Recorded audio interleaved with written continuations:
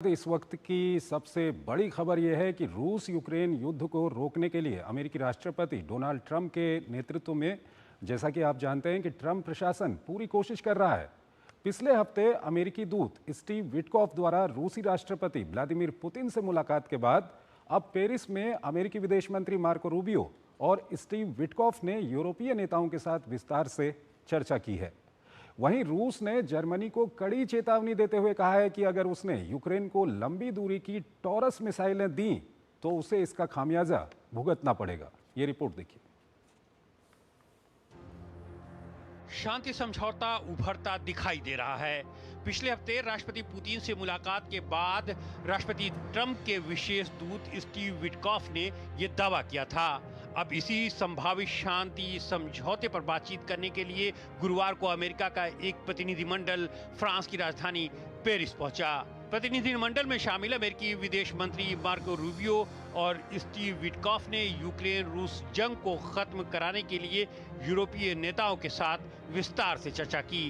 बातचीत के लिए यूक्रेन का एक प्रतिनिधिमंडल भी पेरिस में मौजूद है। इस बीच रूस ने कहा है कि राष्ट्रपति पुतिन और विटकॉफ के बीच हुई बातचीत रचनात्मक और उपयोगी थी, लेकिन कुछ देश वार्ता को बाधित करना चाहते हैं। वहीं रूस ने जर्मनी को कड़ी चेतावनी देते हुए कहा कि अगर उसने यूक्रेन को लंबी दूरी की टॉरस मिसाइलें देता है तो इसका खमियाजा उसे भुगतना पड़ेगा।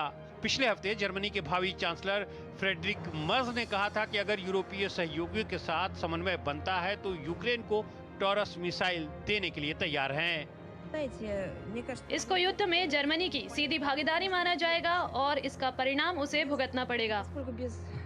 इस बीच अमेरिका ने कहा है कि यूक्रेन को दी जाने वाली सैन्य सहायता को ऋण नहीं माना जाएगा, लेकिन उसे वापस चुकाना अनिवार्य होगा। पहले दी जाने वाली मदद पर 4% ब्याज लगाया गया था। इस बीच राष्ट्रपति ज़ेलेंस्की ने दावा किया है कि युद्ध के अग्रिम मोर्चों पर इस्तेमाल होने वाले हथियारों में से 40% से अधिक यूक्रेन में ही निर्मित होते हैं। पिछले हफ्ते ज़ेलेंस्की ने अमेरिकी निर्मित 10 पैट्रियट वायु रक्षा प्रणाली खरीदने की पेशकश की थी, लेकिन ट्रंप ने इसे ये कहते हुए खारिज कर दिया था कि वो हमेशा मिसाइल हासिल करने की फिराक में रहते हैं। ट्रंप ने यह भी दावा किया था कि ज़ेलेंस्की हैं जिन्होंने जंग की शुरुआत की थी। उधर यूक्रेन ने रूस की तरफ से जंग लड़ रहे चीनी सैनिकों को मीडिया के सामने पेश किया। यूक्रेन ने पिछले हफ्ते 2 चीनी नागरिकों को पकड़ने का दावा किया था। हालांकि चीन ने अपने नागरिकों के जंग में शामिल होने की बात से इनकार किया है। इससे पहले यूक्रेनी राष्ट्रपति ने दावा किया था कि उनकी खुफिया एजेंसी ने 155 चीनी नागरिकों की पहचान की है जो रूस की तरफ से जंग लड़ रहे हैं। अतुल अनुजा हमारे साथ जुड़े हुए हैं, विदेशी मामलों के जानकार हैं, उनसे हम बातचीत करेंगे। अतुल जी, अगर हम रूस यूक्रेन युद्ध की बात करें तो इसको रोकने की काफ़ी कोशिशें चल रही हैं। पिछले हफ्ते हमने देखा था कि ट्रंप के दूत विटकॉफ ने व्लादिमीर पुतिन से मुलाकात की थी और आज यूरोप में बैठक, क्या कुछ आप कहेंगे? चंद्रशेखर जी, एक नया डायमेंशन ऐड हुआ है। अभी तक जो बातचीत हो रही थी वो पहले सऊदी अरेबिया में जैसे हुई, वो उस अमेरिका और रूस के रिप्रेजेंटेटिव्स के बीच में हुई है और अमेरिका और यूक्रेन के रिप्रेजेंटेटिव्स के बीच में हुई। पहले के जो का दौर आया है उसमें यूरोपियंस कहीं भी इन्वॉल्व नहीं थे और इसकी सख्त एक तरह से नाराजगी पेश की थी यूरोपियंस ने कि भाई आप हमें भी शामिल करें। तो वो जो मांग यूरोप की थी वो लगता है इस बार पूरी हुई है, क्योंकि पेरिस में, जैसे आपकी रिपोर्ट ने कहा, कि पेरिस में बातचीत शुरू हो गई और साथ में पेरिस में ही यूक्रेन का भी एक डेलीगेशन है।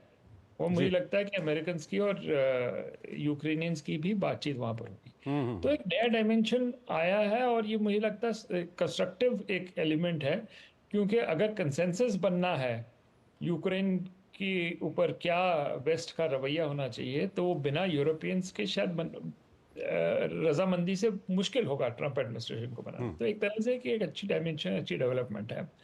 और दूसरी तरफ जो व्लादिमीर पुतिन हैं, उन्होंने जो कहा है, अपना ज़्यादा कड़ा रुख अपनाया है, क्योंकि अब उनको भी मैसेजिंग करनी ज़रूरी थी और ख़ासकर जर्मनी के ऊपर उन्होंने एक टिप्पणी की है कि वो टॉरस मिसाइल जो है वो एक तरह से रेड लाइन होगी, उसको क्रॉस नहीं करना है। तो जो रूस और यूरोप के बीच में अभी हालात सुधरे नहीं हैं, वो हमें हमें दिख रहा है जिस तरह से बातचीत हुई है, जो मैसेजिंग व्लादिमीर पुतिन ने की है।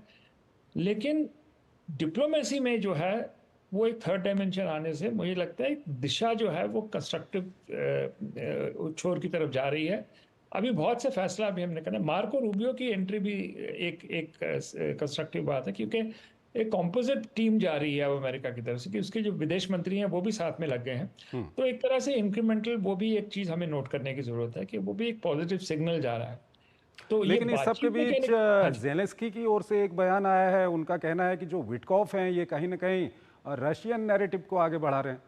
बिल्कुल, तो इसलिए अभी भी खाई बहुत ज्यादा है, जहां यूक्रेन पोजीशन से सिर्फ यूक्रेन और रूस के बीच में प्रॉब्लम नहीं है, यूक्रेन और अमेरिकन के बीच में जो है वो भी दरार काफी काफी गहरी होती जा रही है। इस तरह का जो स्टेटमेंट आप कह रहे हो, विटकॉफ के ऊपर कहा गया कि रूसी नैरेटिव वो चला रहे हैं, इसलिए विटकॉफ के साथ मार्को रूबियो का होना भी मुझे लगता है एक सिग्नल है, एक सॉफ्टनिंग है कि सिर्फ विटकॉफ नहीं होंगे, हमारे दो प्रतिनिधि बहुत सॉलिड होंगे, वो बातचीत करेंगे।